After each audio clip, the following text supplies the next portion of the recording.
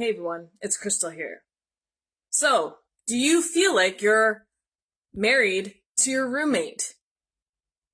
Your roommate is in a committed relationship with you, and you feel like your marriage has fallen apart and you are just coexisting, co-inhabiting this house, your home, but you are totally disconnected.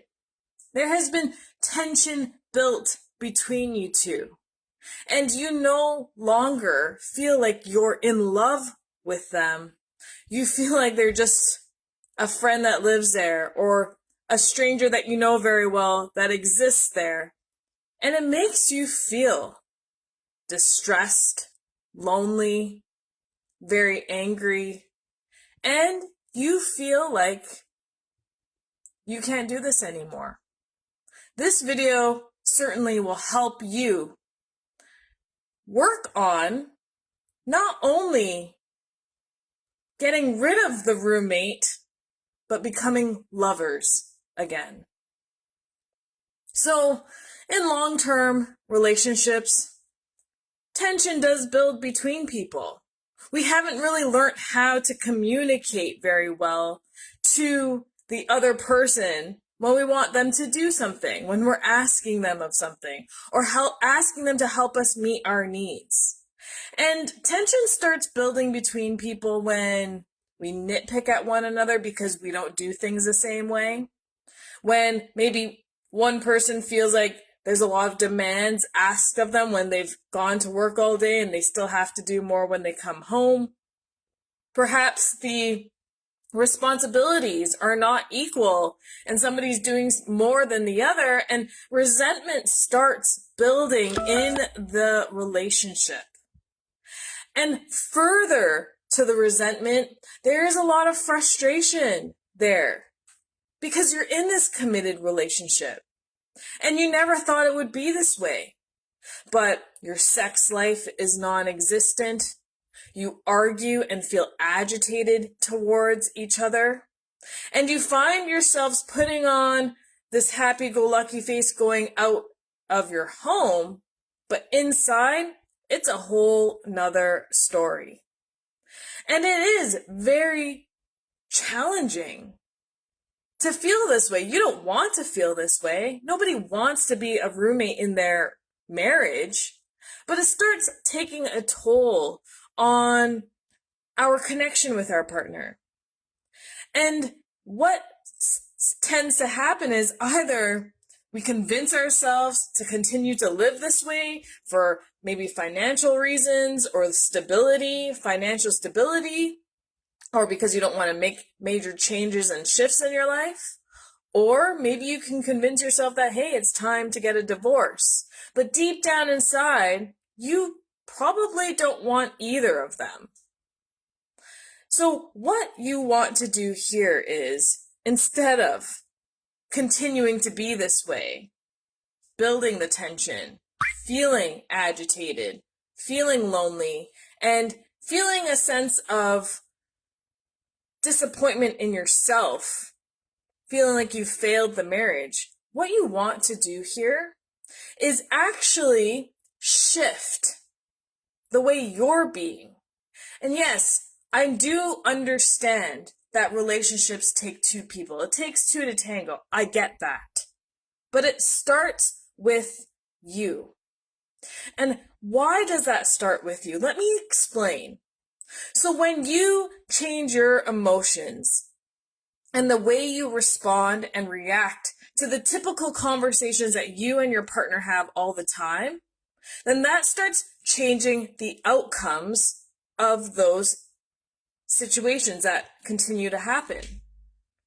And when we learn how to be responsive rather than reactive, so for instance, if we learn to be calm in a situation and ask for what we need in a certain way versus being super reactive where we lose our temper, our tone goes up, we start using harsher language, and we start criticizing and making that person feel like they're on the defense, that is what I mean by when it starts with one person, is you can change your responses to be less reactive and more constructive. And this will help rebuild your core foundation of the relationship, which is the communication. Because communication is how we speak to one another and create that oneness between each other. Commune, one. So how we're communicating with our partner and how we deliver the message really actually takes a bigger toll on our relationship than you can even imagine. But a lot of us are not taught to have better communication. So we want to change our default ways of responding when our partner would respond in a way saying, no, I can't do that right now. Or can't you do that? Don't you have more time than me? Rather than getting, riled up and all like hot and heavy and worked up, you'd be like, thanks, hon. I appreciate that you consider that I do have more time, but at this time I don't, and it would be very helpful that you would participate in this by helping me do X, Y, Z. Rather than losing your temper and be like, I told you I need you to do this and I asked you to do it. Why do you make things so difficult for me? So you can hear the change of how somebody would interpret it and how that changes the tonality of the response of what our words would create in the events that would occur. More likely will they be more understanding, but they'll also start realizing that there is a change in tone, and that changes the environment of our relationship, which also is the environment that we radiate out of ourselves. We radiate that calm energy through our voice, through the vibration, through the feelings that we create in the body, and they can feel that and they pick that up. So we start there, communication. And then how that then translates into more love is then opening up the gateway to more love in your life, doing more things to show that person love by healing some of the things that you feel towards them. Some trauma that's occurred in your relationship, maybe some habits of theirs that trigger you, maybe some things that have been said, the hurtful, harmful words that cut deeper than the physical things that really stay with us mentally and emotionally and define the way we think of ourselves. That is the next step that we can take outside of just the communication, but also work on how we are perceiving this person, our perspective of them, as well as how we have been affected, how we feel about ourselves, our level of self-esteem and confidence within, and how we allow ourselves to show up in the relationship. And then last but not least, to regain the love is to make quality time for each other. And what that means is thinking about some things that really could show that person, I am ready and committed to follow through on this marriage, no matter how difficult things may be, to work through them.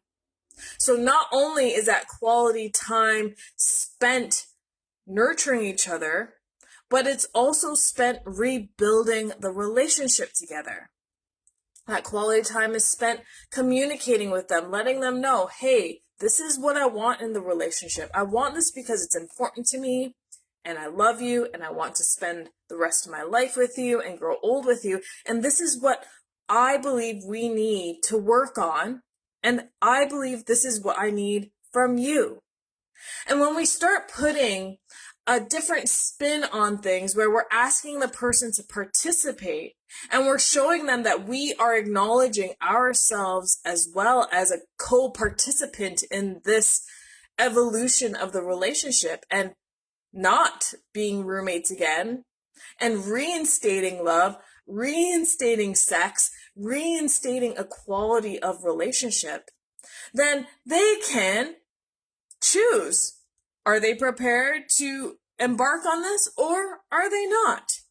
And that's a decision that has to be made when you can get to a place of being able to respond, communicate, and work through yourself and the way you see them to open up the conversation to even have that conversation with them. And that quality time is just a matter of time that can happen when you can make that happen working in this manner. So that's how you can not be roommates anymore, not be estranged in your house, because that's not why we came together. That's not why we committed to one another. But it does happen. It's quite common because sometimes things just are difficult and things happen between people and they lose the spark. They lose the interest. Sex is used as a tool and not as pleasure. And we start disconnecting further from ourselves rather than connecting and growing with one another. And it can be reversed and it can be changed without years of therapy. So if you don't want to be roommates anymore and you're tired of just coexisting and cohabiting and turning the cold shoulder and just giving one-word answers, and you just want to love this person again, you want to have a marriage where you do grow older and wiser and maybe grayer together, then get in touch with me so we can talk about how you can start that evolution in your marriage and reinstate the love and go back to being a couple in love and making this marriage last forever. I hope you're able to get some value out of that today. I'll see you soon.